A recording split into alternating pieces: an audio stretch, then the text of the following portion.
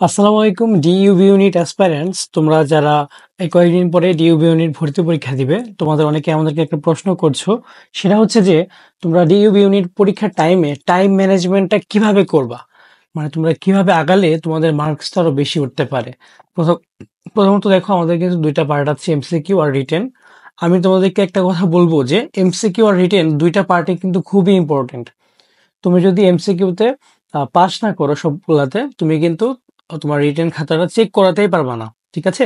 আবার যদি তুমি এমসিকিউ ভালো মতো দাও, রিটেনটাকে ভালো মতো পরীক্ষা না দাও, তাহলেও কিন্তু তুমি ভালো একটা পজিশন বা ভালো একটা সাবজেক্টও পাবা না চান্স পেলেও। আমি যে বছর ভর্তি পরীক্ষা দিয়েছিলাম সে বছর কিন্তু দেখো আমি দুইটা এমসিকিউ এবং রিটেন দুই ক্ষেত্রে কিন্তু আমি পারফেক্ট একটা টাইম ডিস্ট্রিবিউশন করেছিলাম। সেক্ষেত্রে কিন্তু আমি একটা ভালো রেজাল্ট করতে পেরেছি। যেমন ধরো, তুমি এমসিকিউ এ যখন শুরু করবা, হ্যাঁ, তুমি এমসিকিউ শুরু করার পরে তুমি এরকম অনেকে বলে যে তুমি যে সাবজেক্টে তুমি হচ্ছে বেশি ভালো, বাংলায় বেশি ভালো হলে বাংলায় বেশি দেখাবা, তাহলে কনফিডেন্স বাড়বে। আমার হচ্ছে ব্যাপারটা আমার মনে হয় না। তুমি হচ্ছে এমসিকিউ যখন দেখা শুরু করবা, শুরুতে তোমার বাংলা থাকবে। বাংলা তুমি আগে গো থ্রু করবা। প্রথমবার তুমি জাস্ট হচ্ছে যে আহ, যখন যাচ্ছ, তুমি যে কোয়েশ্চেন গুলো একদম শিওর, হ্যাঁ, তুমি যাওয়ার প্রথম ধাপে যখন তুমি যাবা, তুমি অবশ্যই ট্রাই করবা যাতে অ্যাটলিস্ট তুমি বাংলা এমসিকিউতে 5 এনশিওর করতে পারো। একদম 5টা তুমি শিওরলি দেখাবা। হ্যাঁ, মানে 5টা হতে পারে, বা প্রথমবার গো থ্রু করার টাইমে তোমার কিন্তু এমন হতে পারে তুমি হচ্ছে 5টায় বেশিও পারো, বা 7টা পারতে পারো, 8টা পারতে পারো। যেগুলো একদম 100% শিওর সেগুলো দেখাবা। এরপর তুমি ইংলিশে যাবা। ইংলিশে গিয়েও সেম, তুমি যে কয়টা একদম 100% শিওর তোমার হবেই, মানে ভুল হওয়ার কোনো স্কোপই নাই, তুমি ওইগুলো দেখাও। এরপর তুমি জিকেতে যাও। জিকেতে গিয়ে তুমি ট্রাই করো অ্যাটলিস্ট 30-এর মধ্যে 10, হ্যাঁ, মানে 10টা কোশ্চেন একদম ভালো মতো, মানে প্রথমবার প্রথমবার হচ্ছে শেষ করার ট্রাই করো। ঠিক আছে। 10টা কোশ্চেন যাতে দাগায় শেষ করতে পারো, যাতে হয় ভুল যাতে না হয় প্রথম 10টা। ঠিক আছে। এইভাবে যদি তুমি আগাইতে পারো, তাহলে দেখবা সেকেন্ড বার যখন তুমি গোথ্রু করবা, তখন তোমার কি হবে, তখন তুমি দেখবা যে দুইটা অপশনের মধ্যে তোমার হচ্ছে ডাউট থাকতে পারে। এরকম যে আমি হচ্ছে যে এই জিনিসটা আমি মনে হচ্ছে এমন যে এখানে অ্যান্সারটা কি, ভারত হতে পারে, পাকিস্তান হতে পারে। এই ধরনের জিনিসপত্র নিয়ে তুমি একটু মানে একটু মাথা একটু খাটাও যে হ্যাঁ, এটা কি এটা হতে পারে, এখানে কি আর্টিকেল এ হবে নাকি এন হবে নাকি দা হবে। হ্যাঁ, এটা তো আমি পড়েছি, আমার পড়া জিনিস। এরপর তুমি বাংলা এমন হইতে পারে, এটা কি ধ্বনি বিপর্যয় নাকি হচ্ছে সম্প্রকর্ষ, মানে এই ব্যাপারগুলো নিয়ে, যেগুলোর মধ্যে তোমার দুইটা নিয়ে ডাউট, তুমি হচ্ছে সেকেন্ড ধাপে গিয়ে এইগুলো দাগাইলা। তারপর তুমি দেখলা এরগুলো দেখানোর পরেও তোমার হচ্ছে 60টা এমসিকিউ এর মধ্যে টোটাল 15টা বা 20টা বাকি আছে, বা ধরো 15টা বাকি আছে। সেই 15টা ক্ষেত্রে তুমি কি করবা, তুমি আগে চিন্তা করো যে তুমি একটা এমসিকিউ যদি ভুল দাগাও, তোমার মাইনাস মার্কিং হচ্ছে 0.25। আর তুমি যদি 4টা এমসিকিউ এইভাবে ভুল দাগাও, তোমার যাবে 1 মার্কস। কিন্তু এই 4টা এমসিকিউ এর মধ্যে যদি তুমি মানে তোমার গেস করে দেখানোর পর যদি একটাও হয়, তোমার কিন্তু এখানে ক্ষতি হচ্ছে না কোনো, বাকি 3টা ভুল হচ্ছে, তাও তোমার কিন্তু 0.25 লাভ হচ্ছে। এর মানে এই না যে তুমি কিছু পড়াশোনা করো নাই, এখন গিয়ে সবকিছু এভাবে দাগাবা। চান্স না হলে আমাকে এসে বলবো "হ্যাঁ, আপনার তো টেকনিক কাজে লাগে না", এমন না ব্যাপারটা।